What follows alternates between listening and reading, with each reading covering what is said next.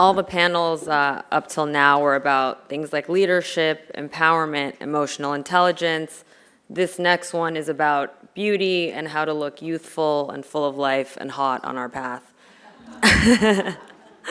In all seriousness, this panel is Embracing Authentic Beauty, Promoting Body Positivity, Mental Wellness, and Natural Confidence in Today's World. And our moderator today is Leah Lamar, an award-winning actress, internationally touring stand-up comedian, writer, host, producer, and I consider to be an icon. Leah took her one-hour solo show to the Edinburgh Fringe Festival, as well as her sold-out show at the New York Comedy Film Festival, and Netflix is a Joke Festival. You can see her on all episodes of Tubi's My Crazy Kinsey, and on CBS, ABC, Netflix, Comedy Central. Leah, where aren't you? You're everywhere. She'll be starring in The Flamingo, which just premiered at the Santa Barbara International Film Festival, and you can also see her in the new Kevin James film, Solo Mio, coming to theaters soon. Leah Lamar.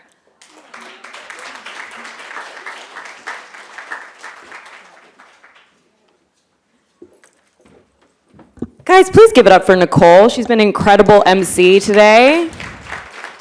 And also a close personal friend of mine. Nepotism is amazing. Okay. Hi guys, I'm Leah Lamar. I'm a stand-up comedian, actor, host. I also realize that I look like Fiona from Shrek right now if she shopped on Rodeo Drive. It's not lost on me. Okay.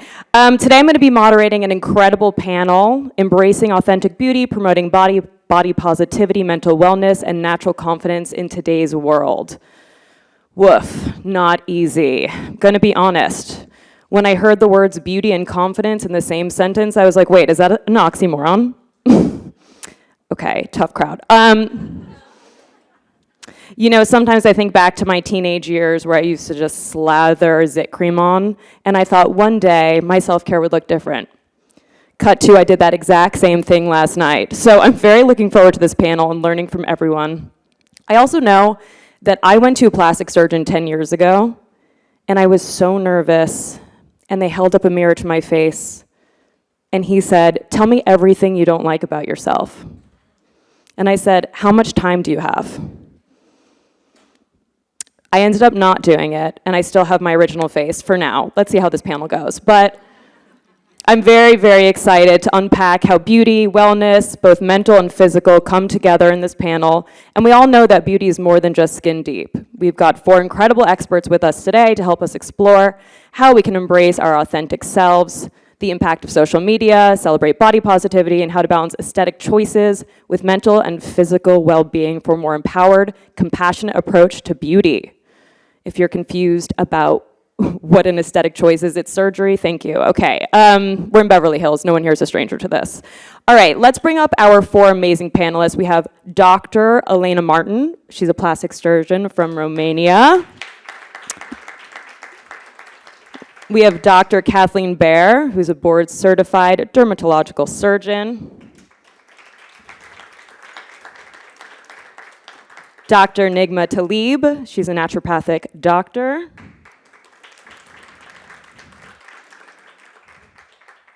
And we have a Master of Science, Dr. Polona Safarek Tepes, Research and Development Officer at the World Women's Health and Development Center. Thank you so much.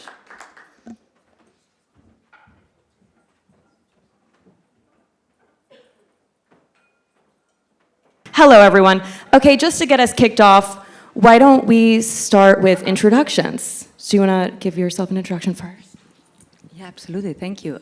So my name is Polona Safarek Tepes, and I work on basically endometriosis. However, we're working mainly on understanding how the stem cell work in our endometrium, but also what is the connection between exosomes and stem cells in the field of rejuvenation, including vaginal rejuvenation. But above all, I'm a very passionate for a specific topic, and that's women's health. And I believe that we should all here invest in women's health, and hopefully I'll touch on this topic as well. So I'll give then the floor to Natalie. All right. Hi, everyone. I am Dr. Nigma Talib. I am a naturopathic doctor and author of Younger Skin Starts in the Gut. I wrote that book in 2015, and now the gut is a very sexy place to be. And now I'm also known as the poop doctor. So if you look at my Instagram, it's all about you know what. So I am writing my second book on hormones. I'm so excited to discuss the journey of menopause, as I'm now 52 and experienced it, and it was an incredible journey. And also after seeing thousands of patients, where I worked in the UK, I've worked in New York, and now I am opening up a wellness and longevity center in Beverly Hills this summer. So pray for me. So I'm really excited to be here. Oana, thank you so much for making me part of this. You know, hearing all the speakers today, it's just been an incredible, it's just amazing what you've organized. And so thank you so much for having me. Thank you, everyone, for staying till the end. I'm Dr. Kathleen Baer. I'm a board-certified dermatologist. I was trained at UCLA right around the corner, and I finished 30 years ago. So I'm 62, and I was at UCLA for my undergrad, then medical school, then my residency. I started off in pediatrics, then went into dermatology, and finally, when I had 2 little kids, I decided to get out of the 405 because we lived in Manhattan Beach, and it was hard to drive to UCLA every day. So I moved up to Clovis and Fresno, which was very fortunate for me and my family. There was really, I'm a Mohs surgeon, so I do a lot of skin cancer surgery. There were no Mohs surgeons in Fresno, so they were sending all their patients to San Francisco at that time, so I was very lucky. I started in a very small practice, and I'm happy to say today I still do some Mohs surgery, but I have a practice of 50 employees. I have a fellowship where I've trained 3 women dermatologists in cosmetics, that there's only 20 of them in around the country. All of my employees are women except for my husband, and you know he still listens to what I tell him to do most of the time. So, but we get along very well. We've been married a long time. I'm very blessed to have my family, to have all the women that work with me, to be able to train other people, and to have been blessed to realize that dermatology was my passion and that I've been able to take care of patients for so long. Hello, and thank you very much for the invitation. The energy, the vibe of this meeting, it's amazing. I'm Elena Martin. I'm a board-certified plastic surgeon, or you can remember me as the lady who just jumped from the airport from only 27 hours of flight coming from Bucharest. I spend 4 days a week in the OR, so I'm an aesthetic plastic surgeon, but I'm also a mother of 2. And Beverly Hills, it's something that has a special place in my heart, because it's a place where I heard I'll be a mommy, like 7 years ago. The reason why I couldn't come yesterday, because it was the birthday of my boy. I'm just a happy woman sharing this event with you. I do a couple of things because I do operate a lot, but I have also my skincare line, because when I was telling you about Beverly Hills, I was to Dr. Obagi Clinic, and I discovered the power of sunscreen and of the power of the skincare. Even if I'm a surgeon, I always tell that there's no surgery to improve the skin quality. And everything is important, from the beauty inside, outside. And yes, I'm a plastic surgeon. Thank you for the introduction. And you should not be nervous, because sometimes beauty and confidence, they are not the same things. And I see it quite often in my practice. And saying about the thing that your face is the same, it's amazing. And what I do in my practice is something called subliminal difference. We do plastic surgery, we do aesthetics, but I do not promote, and I'm not sharing to my patients something that we can see it. It's something that we can share it and we can feel it, but always keep it natural. Thank you. Let's make it loud for our panelists quickly. Thank you, we're so excited.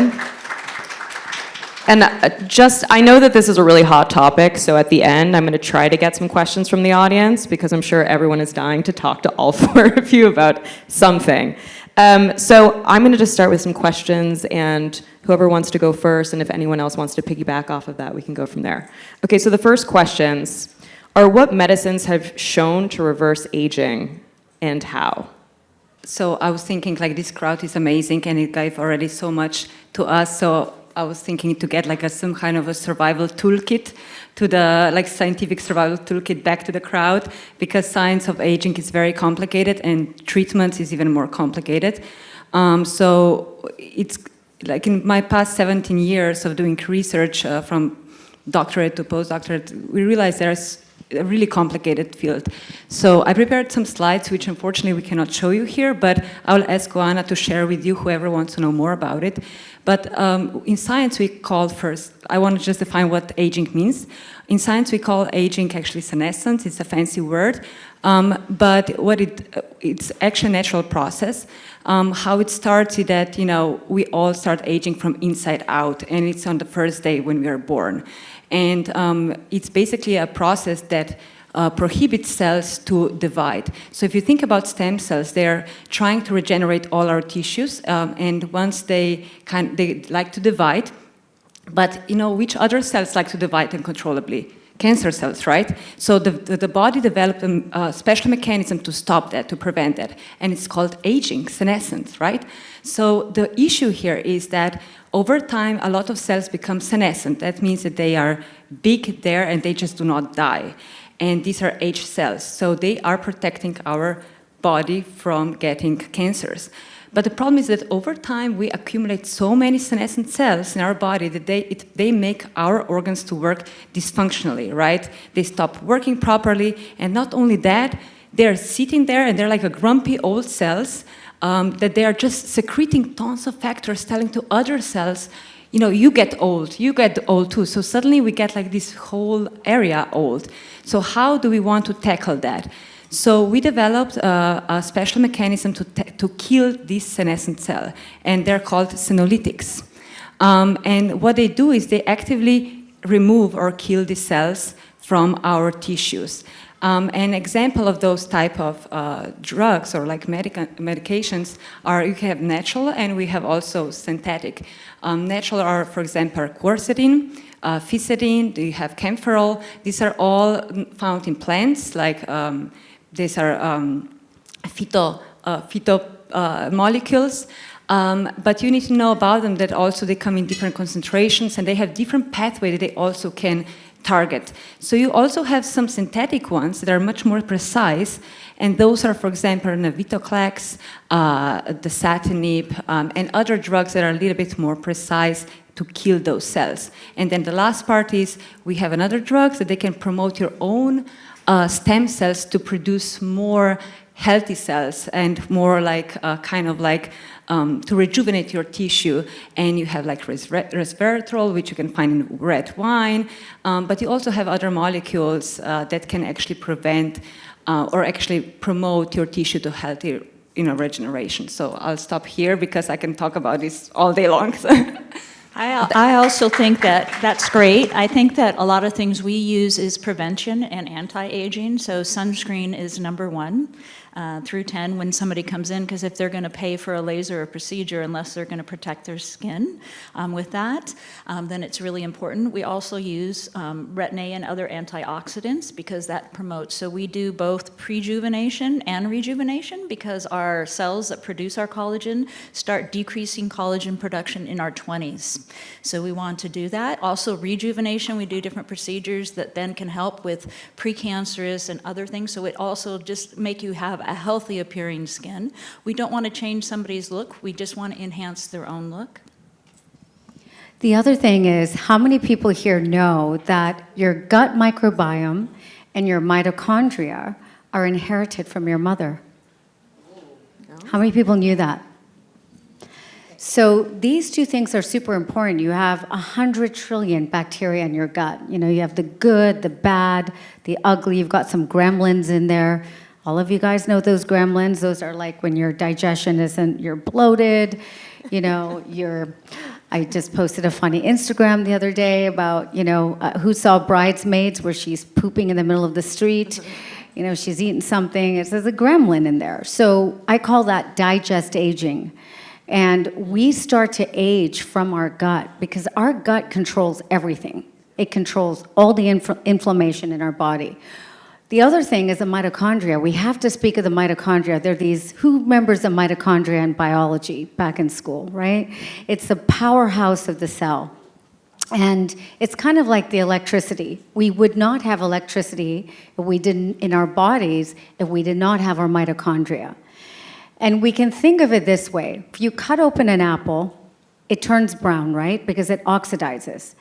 But if you put lemon juice on top, it's not going to turn brown. Why?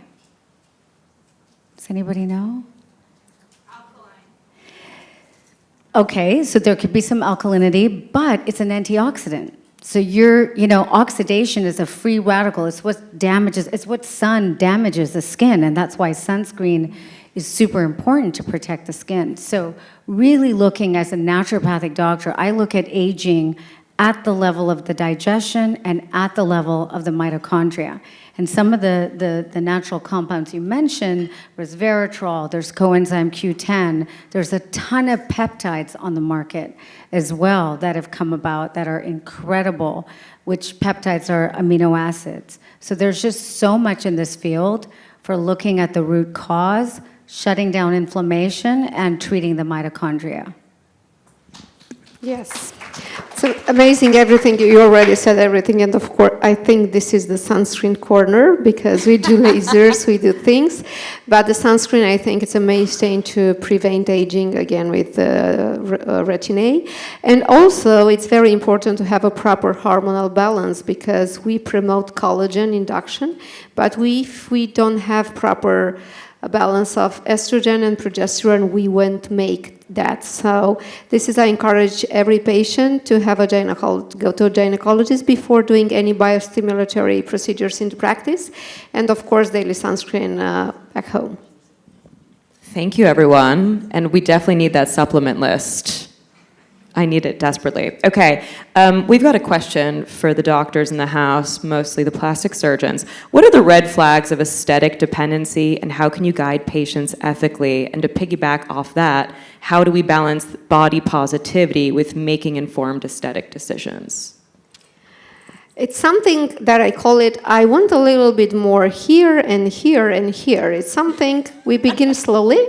They said, I want very soft, natural lip enhancement, just a little bit of filler here.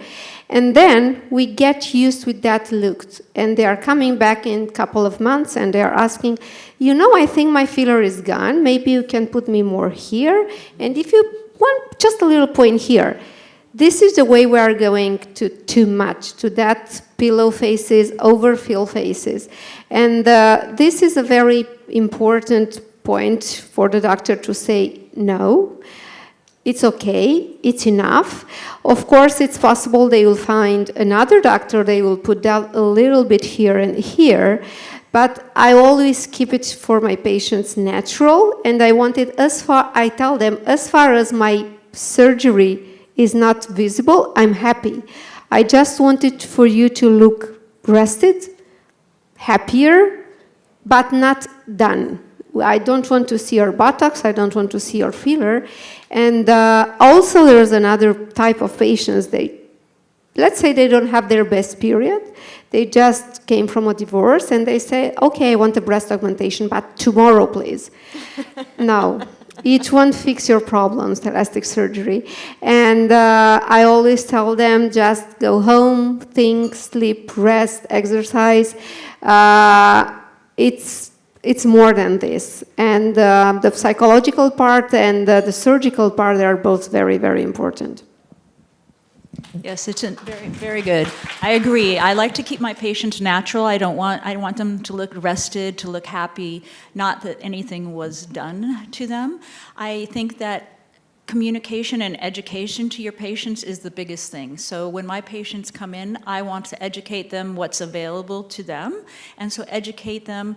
And then sometimes you have to tell them that, maybe, you have to say, I won't do any filler in your lip. It's not in proportion with the rest of your face. Or, it's really now about balancing the whole face and a harmonization of the whole face. And now that we do so many Zoom meetings, it's moved on to the neck. So, it's really about keeping it and those relationships with those patients I've had, for 10 and 20 years, and having them come in and I can show them pictures from like 10 years ago and they're like, wow, I look better. I don't have this deep frown line that people always thought I was angry, because that's not how I was feeling. I don't have this deep, marionettes that people think I'm mad, but they look very natural. They look themselves, and it's also them to keep their individual beauty and not to make everybody look the same, because I think that's a big thing that we want to prevent. Thank you so much, ladies. Okay, this is a question for everyone. What sorts of mind-body practices do you suggest to regulate stress and enhance beauty naturally? And do they work? They do. We look at anybody heard of cortisol, the stress hormone? So when we do exercises such as breath work and vagal nerve stimulation, we can actually measure patients' salivary cortisol, which is the best way to measure it, because we can actually look at free cortisol. And we can see diurnal variations with people who do meditation and do breath work or yoga, exercise. All of those things are also, we know, increase growth hormone in studies. If they did a study with rats even, where they exercised them and it increased their growth hormone. So breath work, super important at navigating that cortisol, because we know cortisol causes problems with insulin. And what does insulin do? It causes us to crave more sugar if we're insulin resistant, and then the sugar, as we know, causes glycation in our body, which is, just remember, sugar causes skin sagging. And in my first book, I talk about it. You'll have a kick out of this. It's called Sugar Face. And it's not a sweet face. It's like you get the sagging of the skin, you get fine lines and wrinkles, thinning of the skin, and that's what sugar does. It's really damaging. I'm just as mad at sugar as the sun, even though I love the sun. But really managing your blood sugar and things like breath work and exercise, they really do help you manage your cortisol, which in turn helps you manage your insulin. If I could just ask a follow-up question, because personally I'm very invested in this. Do you suggest a keto diet? Do you think you can have sugar in moderation? Are there some sugars that are better than others, like fruit or dark chocolate, or is it just everything is off limits? That's a good question. I really believe in the 80-20 rule. I don't think that you can live 100% sugar-free. You know what I mean? And you shouldn't have to, because life is for living. We're not going to take things away. We want to just be aware that, these foods are causing inflammation in our body. They're causing blood sugar imbalances. They're causing cortisol dysfunction. And that causes premature aging. When I tell a woman that, she's like, she just quits sugar right away. And you can really, if any of you've ever done it and taken or reduced the amount of sugar in your diet, it's pretty impressive, the results. Thank you for that. Yeah, just very good point with the cortisol, because what I saw in my practice, the patients that they were more anxious before the surgery had a higher rate of minor complication that they couldn't control it very well. So when I'm actually doing a study in my practice, and what I saw, it's a very precise link between higher cortisol level and some issues after the surgery, because it promotes inflammation. And as far as we manage stress before, after surgery, or in our daily practice, I really think it's really important. I might just add to that as well that, unfortunately, the science of aging is kind of hindered by the fact that FDA does not really recognize aging as a medical condition, and therefore, in research, we came very far along. We have, in vitro models, in vivo models, and we showed so many things, great things that that you can stop aging or reduce aging. But we cannot really do a lot on clinical trials, so we cannot really prove that until these changes. So what we have shown, or what we have proved so far, is that there are 2 lifestyle changes that really impact both in vivo and in vitro model to really extend life of these models. And this is one, is exercise. So exercise is definitely a factor that can extend life up to 3% and stop aging. And for mice, this is a lot. And then second is caloric restriction. So caloric restriction has shown that it definitely boosts metabolism, extends life of all models that we have. So this is the 2 things that we were able to prove, but if this community can go forward and try to push a little bit the boundaries of the FDA and say, no, aging is also like a medical condition, we can actually then do clinical trials and prove this also on humans. So.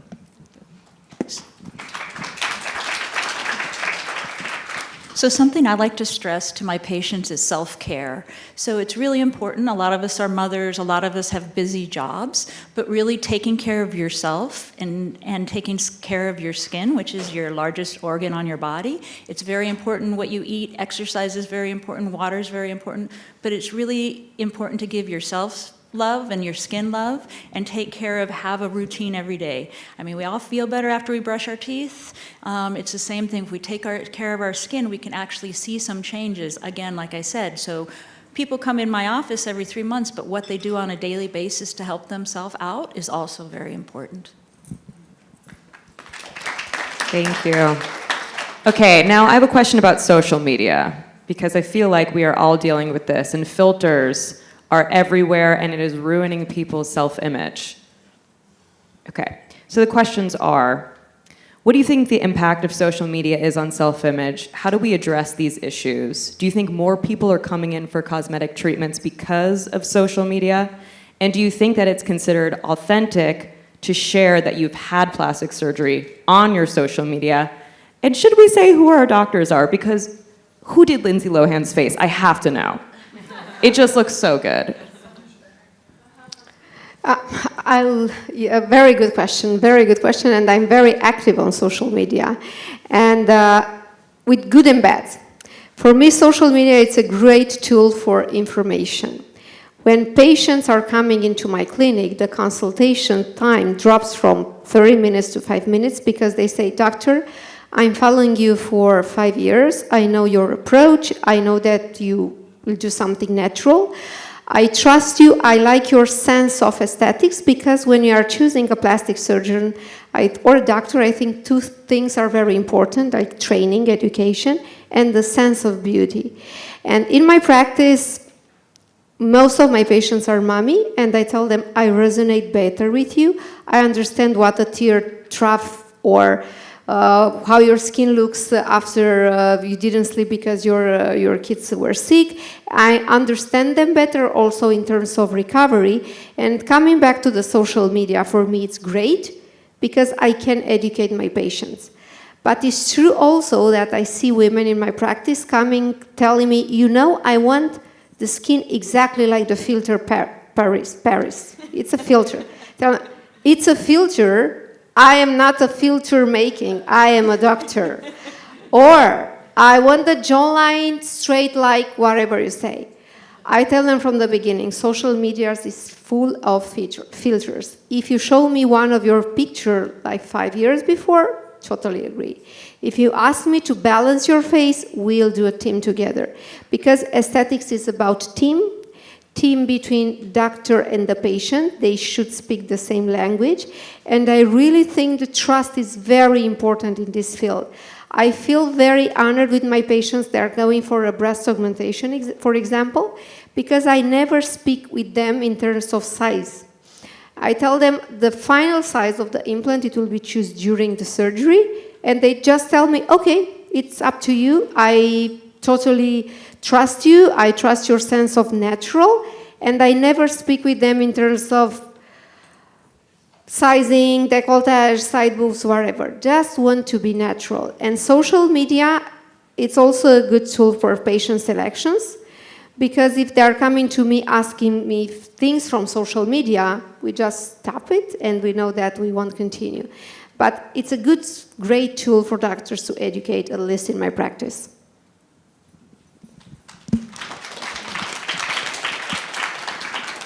So I agree with social media. You have to be careful because people really get, disproportionate what they should like, what's the norm. And again, we want individual beauty, we want natural beauty, so we want to make sure that they know that. As far as posting what they had done or who did it for them, I think as long as they're honest, and it's an individual thing. Some people in my office feel very comfortable like giving me their before and afters, and some people don't. So as long as they're honest, then that's, I think, the most important. I also think on social media, what we're seeing is this wellness revolution where people are talking about a keto diet or intermittent fasting, and people are confused. I bet all of you are confused, like, what diet should I be on? Should I be on a diet? We're so confused. What skincare should I use? I want to look like that person. And I think, when I see patients, they're just desperate to understand their unique needs. And I think that's the key we need to look at, is we're all unique individuals, and there's no one size fits all, diet or plastic surgery, look that we want. We might look at, a celebrity on Instagram and say, okay, I want to look like her. And now a lot of people are looking like that person. I mean, it's we're losing our uniqueness. And I think diversity is so beautiful. And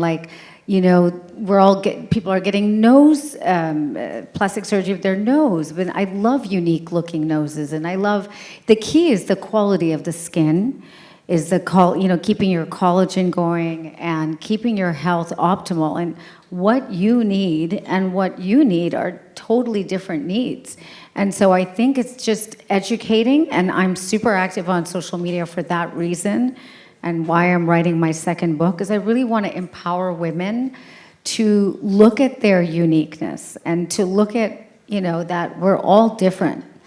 We all have, different skin types, and, what's on social media is not real, and it's, it's what we need to educate our patients on, and get them feeling well, because once you feel well, that's the real beauty. And just a quick follow-up on that. What would you suggest are the best collagen treatments? Because I know people take supplements. Some people do injections. People talk about PRP with exomes, the vampire facials, salmon sperm. I mean, the list goes on and on. We will inject Salmon anything sperm. into our faces if it makes us look younger. Yeah, I mean, those treatments are great. I do a lot of microneedling and mesotherapy with exosomes. I use salmon sperm DNA, which is really incredible. The results are incredible. I've come out with a new technology of hydroporation. I don't know if everybody knows what hydroporation is. It's the insertion of peptides into the skin without needles. So there's some really interesting non-invasive treatments that people can do on a regular basis. I do for a lot of my patients before they hit the red carpet, or if they're wanting their skin to be optimal and encouraging collagen production. Collagen supplements are also not all created equal. There's different absorbabilities and studies. So I think always look at the white papers on the supplements that you're taking and make sure that they're third-party tested and that there's a doctor, a naturopathic doctor, or a dermatologist or a plastic surgeon or someone that's qualified behind the brand. Thank you so much. Did you want to say something? Yes, you said about collagen. And every day my practice is about collagen. Actually, everything we do into the clinic, it's about collagen. But what I tell to the patient is not about the collagen that we'll create with the Scaltroid biostimulator. We should combine a good nutrition because we should build collagen. Hormones are very important, and the rest I really think it's a big trend with biostimulators, at least in my country, with and going down with the fillers. And everything we do from lasers to injectables like Sculptra, we promote collagen. Every time we create an injury to the skin, we will build collagen, but we need to give them the proteins and the proper hormonal balance. Very good. I agree. We have a laser center and we do a lot of different lasers, and we combine a lot of different lasers with either Sculptra or Radius, which are collagen stimulators. And often when you combine these two treatments together, it's actually you get more than 1+1 because they help each other in there. So, I mean, we do many different lasers from the CO2 versus, you know, something very light or microneedling for somebody who's doing prejuvenation, and then skincare, and then often we'll combine it with other, you know, collagen stimulators. Thank you so much. And since we were talking about exomes, I have a question for you. What is the current landscape of stem cell therapy and exome therapy in aesthetic medicine, and what are the most significant misconceptions surrounding those treatments? Yes, thank you. And I would actually like to touch also on the collagen part and also the exosomes.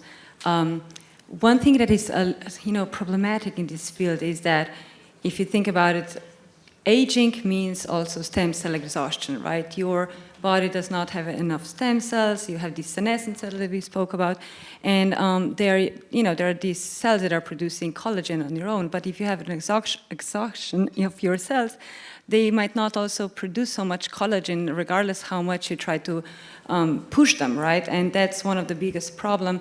And even if you take the collagen, you need to know also that proteins are the most unstable thing that we're working in the lab with. This is like, they're so delicate, they need to have special buffer, and it's just so hard to work with them. Now, if you get them in powder, so on, how do you know that they are in their native form? They're going to actually help you. It's almost impossible to know, so you need to know the product and everything about them to know that they are actually working.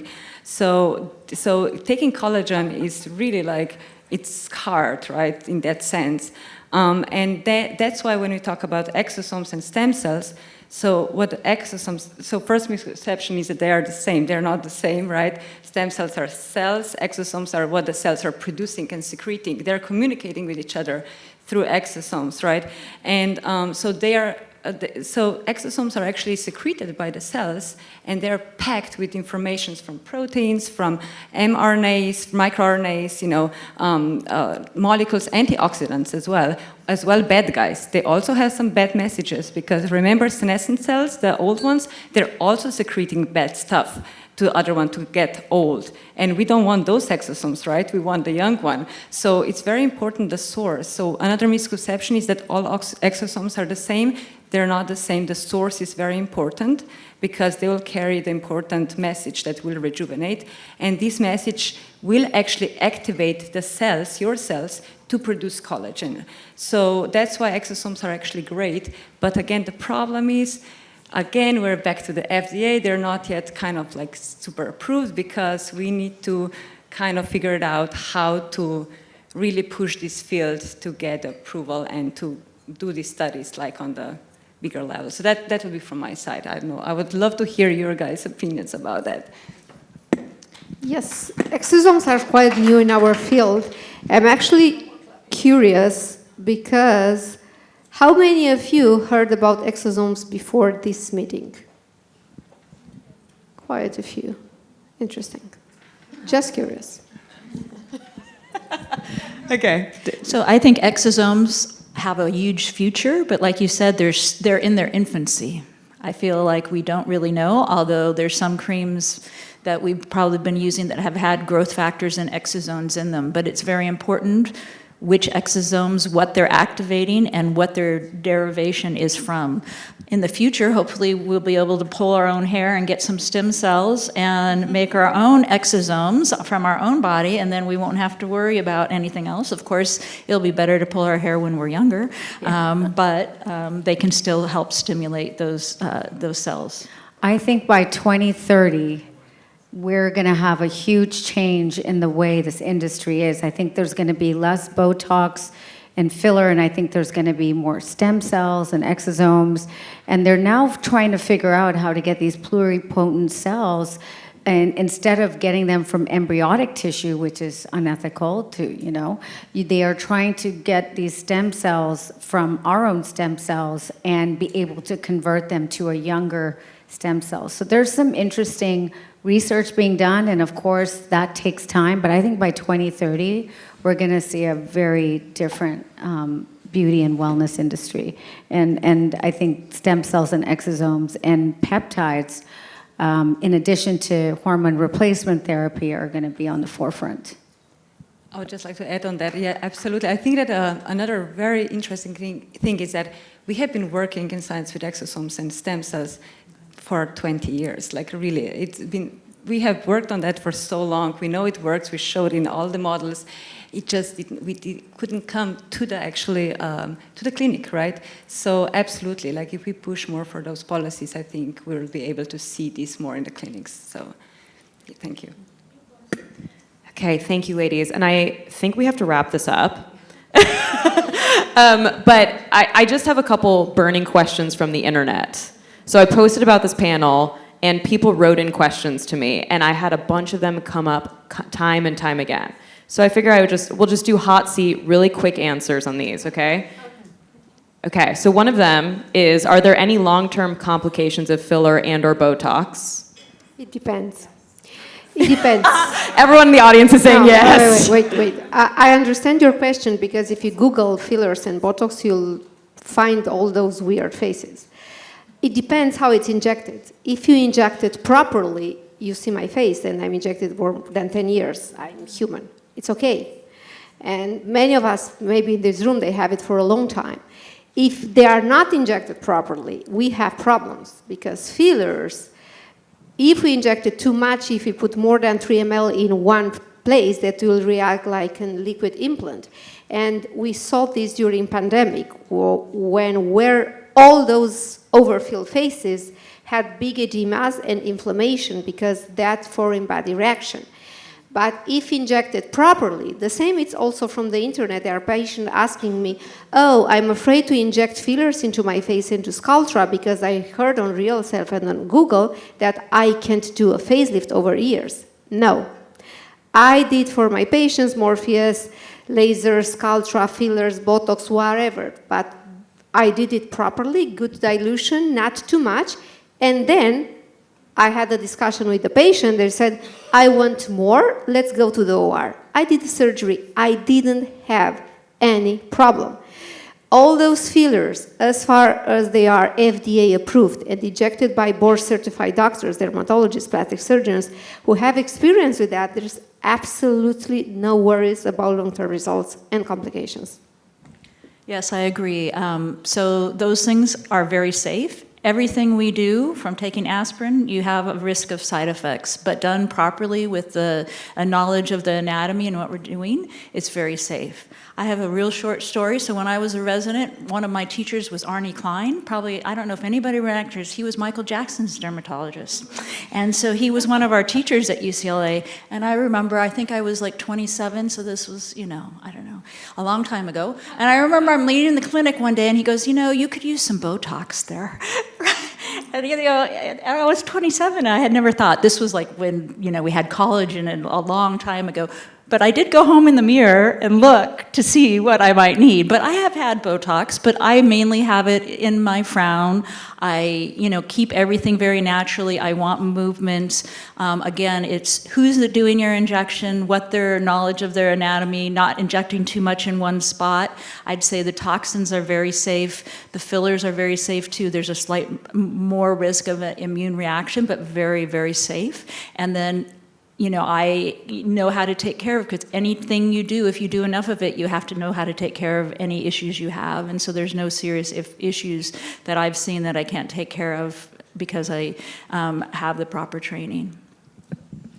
Okay, so I see, patients that get the baby Botox do really well. The fillers I have an issue with sometimes, because it causes blockages in the face for lymphatic drainage. And also underneath the eyes is a very tough place. Like, you have to be a candidate to be injected.